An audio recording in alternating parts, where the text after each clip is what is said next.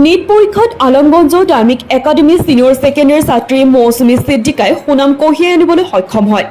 ধুবুৰীত উখল মাখল পৰিৱেশ আলমগঞ্জত।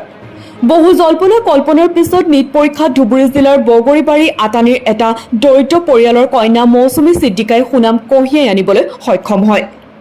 দৰিদ্ৰ ছাত্ৰী মৌচুমী ছিদ্দিকাই আলমগঞ্জ ছেকেণ্ডেৰী ধাৰ্মিক একাডেমীৰ ছাত্ৰী আছিল। দেউতাক এগৰাকী দৰিদ্ৰ সীমাৰেখাৰ তলত বসবাস কৰা ব্যক্তি। ছাত্ৰী মৌচুমী ছিদ্দিকাক পঢ়া শুনা কৰাৰ খৰচ দিয়াত নানা ধৰণৰ কষ্ট হৈছিল ছাত্ৰী ছিদ্দিকাৰ পিতৃ মাতৃৰ। তথাপি মৌচুমী ছিদ্দিকাই নানা কষ্টৰ মাজত অধ্যয়ন কৰিছিল। পিতৃ মাতৃয়ে সময়মতে দিব পৰা নাই পঢ়া শুনাৰ খৰচ, ভাল ফল মূল, খা খাদ্য। শেষত পঢ়া শুনাৰ সকলো দায়িত্ব লৈছিল আলমগঞ্জ ছেকেণ্ডেৰী কলেজৰ চেয়াৰমেন কাম মেনেজিং ডাইৰেক্টৰ MD আনিমুল ইছলামে। ছাত্ৰীজনীয়ে যোৱাকালি নীট পৰীক্ষাত ফলাফলত উৎফুল্লিত হৈ পৰে জুনিয়ৰ কলেজখনৰ শিক্ষক শিক্ষয়িত্ৰী ছাত্ৰ ছাত্ৰীসকলে।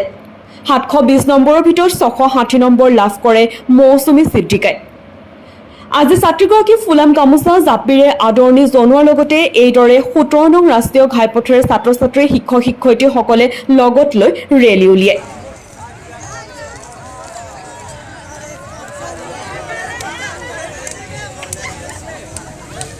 মোৰ নাম মৌচুমী ছিদ্দিকা। নীট পৰীক্ষাত তুমি অৱতীৰ্ণ হৈছিলা, খালি ৰিজাল্ট ওলাইছে কেনেকুৱা? ভালে হৈছে ইনশাআল্লাহ। 660 আউট অফ 720 বহুত ভাল পাইছোঁ। মানে মোৰ যিটো ষ্টাৰ্টিং পইণ্ট আছিলে সেই এইখন বিদ্যালয়ৰ পৰা হৈছিলে, ডাইনামিক জুনিয়ৰ কলেজ আলমগঞ্জ। মই ভাল পৰিৱেশ পাইছিলোঁ। মানে মই ফাৰ্ষ্ট ইয়েৰ ছেকেণ্ড ইয়েৰ ইয়াতে পঢ়িছিলোঁ আৰু ইয়াৰ ছাৰসকলে বহুত ছাপোৰ্ট কৰিছিলে, বহুত বেছি মানে হেল্প কৰিছিলে। আৰু আমাৰ যি প্ৰিন্সিপাল ছাৰ আছে আমিনুল ছাৰটো মানে মোৰ দেউতাকৰ নিচিনাই মোক সদায় ট্ৰিট কৰিছে। আৰু এনেকুৱা নহয় যে মই ফাৰ্ষ্ট ইয়েৰ ছেকেণ্ড ইয়েৰত ইয়াৰ পৰা গৈছোঁ তেতিয়াও মোক মানে পুৰা জাৰ্ণিত ছাৰ মোক ছাপোৰ্ট কৰিয়ে আছিলে আৰু এতিয়ালৈকে কৰিয়ে আছে। মোক first year second year free of কষ্ট পঢ়াই দিছে, একো এটা মানে পইচা লোৱা নাই। বহুত বহুত ধন্যবাদ জ্ঞাপন কৰিম। আজি মই যিখন ঠাইত আছোঁ তেওঁলোকৰ মানে সহায় সহযোগিতাৰ কাৰণতে আছোঁ। থেংক ইউ ছ' মাছ। মই কৰিছিলোঁ মানে যিটো ৰেগুলাৰ ষ্ট্ৰেটেজি আছে সেইটোৱে ফ'ল' কৰিছিলোঁ। মই 10 আৱাৰ্ছ কৰিছিলোঁ এনেকুৱা। আশা আছে। মই ছাপোৰ্ট কৰিম ইয়াৰ ষ্টুডেণ্টবিলাকক যাতে তেওঁলোকে মোৰ দৰে কৰিব পাৰে আৰু যিখিনি কৰিব পাৰিম কৰিম। আৰু বুজাই থৈছিলোঁ তো তাতে মোবাইল এলাউড নাছিলে, মই মোবাইল নোহোৱাকৈ থাকে। মোৰ আব্বা টিচাৰ হয়, চাইন্স টিচাৰ।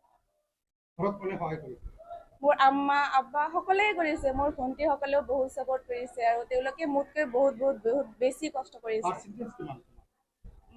নীটৰ 99.05%। হয় হয়, ডাইনামিক একাডেমীৰ উপাধ্যক্ষ সঁচাকৈ আজি মই বহুত সুখী। মৌচুমী ছিদ্দিকাৰ ফলাফলত আমি যথেষ্ট আপ্লুত হৈছোঁ। তাই কষ্ট কৰিছে। আমাৰ ডাইনামিক একাডেমীৰ অধ্যক্ষ মহোদয় মহম্মদ আমিনুল ইছলাম ছাৰেও যথেষ্ট সহায় কৰিছে। তাইক শাৰীৰিকভাৱে, মানসিকভাৱে, আৰ্থিকভাৱেও যথেষ্ট সহায় আগবঢ়াইছে আৰু সেই সহায়খিনি আজি এটা ভাল ফল দেখুৱাইছে। তাইও কষ্ট কৰিছে, আমাৰ ছাৰ মেমসকলেও যথেষ্ট কষ্ট কৰিছে মৌচুমী ছিদ্দিকাৰ কাৰণে। আৰু আজি তাৰ ৰিজাল্টে ডাইনামিক একাডেমীলৈ এটা খুব সুখৰ বতৰা এটা কঢ়িয়াই আনিছে। আমি বহুত সুখী হৈছোঁ। হয় হয়, আমাৰ ছাত্ৰ ছাত্ৰীসকলৰ লগতে শিক্ষক শিক্ষয়িত্ৰীসকলেও যথেষ্ট সুখ অনুভৱ কৰিছে আৰু লগতে সকলোৱে আনন্দ কৰিছে। আমাৰ ইয়াত তাই পঢ়িছিলে, তাইৰ নাম হ'ল মৌচুমী ছিদ্দিকা। তাইৰ ঘৰ হয় আটানী বুলি গম পায় আপোনালোকে চাগে, আটানীত ঘৰ হয়।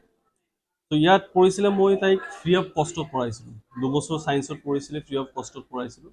এডমিশ্যন ফিজৰ পৰা আৰম্ভ কৰি কিনে আপোনাৰ মান্থলি ফিজৰ পৰা আৰম্ভ কৰি কিনে ইভেনকি যদিও টিউশ্যনৰ প্ৰয়োজন হৈছিলে সেইটো মই কৰি দিছিলোঁ, আপোনাৰ ব্যৱস্থা কৰি দিছিলোঁ।